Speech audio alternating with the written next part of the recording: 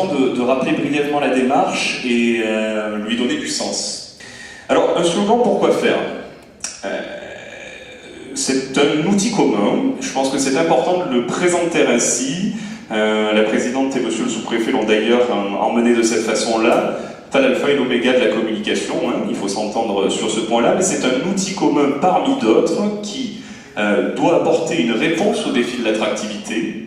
Attractivité qui se joue sur plusieurs plans, c'est-à-dire à la fois une attractivité résidentielle, une attractivité économique et une attractivité touristique. Un slogan pour qui? Eh bien évidemment pour tous les Lozériens, pour toutes les associations, pour toutes les structures, pour tous ceux et pour toutes celles qui souhaitent en faire usage. Peut-être un petit rappel de la présélection après la première phase. Les 6 slogans qui étaient donc sortis: la Lozère, si tu l'oses, la Lozère, elle manque pas d'air, la Lozère, naturellement, la Lozère, le bien-être à la source, la Lozère, mégalopole de nature et infiniment Lozère.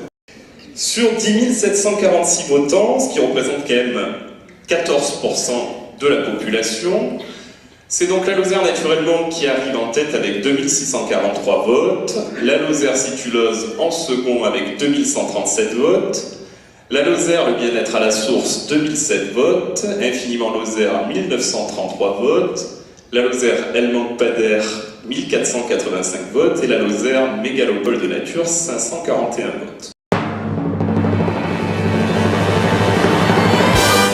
Vous apporter quelques précisions sur ce slogan. Les couleurs correspondent aux couleurs qui sont celles de la charte graphique du département. On retrouve le vert notamment. Et puis le mot naturellement, comme on le voit, a été dessiné à la main et puis vectorisé, ce qui lui donne un caractère unique. C'est pas une typographie qu'on trouve sous LibreOffice ou sous Word. Ce slogan il avait été conçu dans un esprit qui consiste à pouvoir le décliner à travers différentes formules, donc par exemple, innover en Lozère, virgule, naturellement, déclinaison qui doit permettre à toutes les structures et à toutes les associations de s'en emparer et de l'utiliser sans qu'il se substitue au logo ou autre marque qui les qualifierait déjà.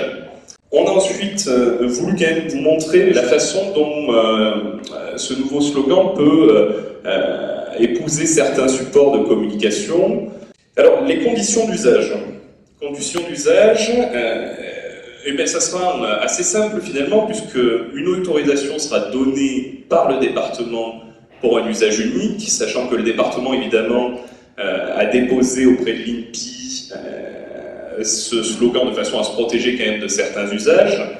Il y aura quand même une charte d'utilisation qui sera signée entre le département et les utilisateurs qui souhaitent en faire usage, sachant qu'évidemment, il ne doit être ni modifié, ni vendu. L'idée, c'est aussi de réfléchir à la façon dont certains supports originaux peuvent permettre à ce slogan de se démarquer, ou des supports plus traditionnels, donc il y a un travail en cours sur le coût que pourrait représenter l'habillage de véhicules, de camions, de transport ou de transport en commun. Et puis, il y a l'idée aussi de s'appuyer sur ceux qui sont les premiers ambassadeurs du département, ambassadeurs notamment parce qu'ils sont à l'extérieur pour en défendre les valeurs. On pourrait notamment s'appuyer sur les sportifs et les sportifs de haut niveau pour voir si à travers un travail de sponsoring, on peut justement contribuer à faire rayonner ce slogan. Je vous remercie de m'avoir écouté et je vous rappelle que pour celles et ceux qui voudraient en faire usage dès maintenant, vous pouvez vous le procurer par le site du département.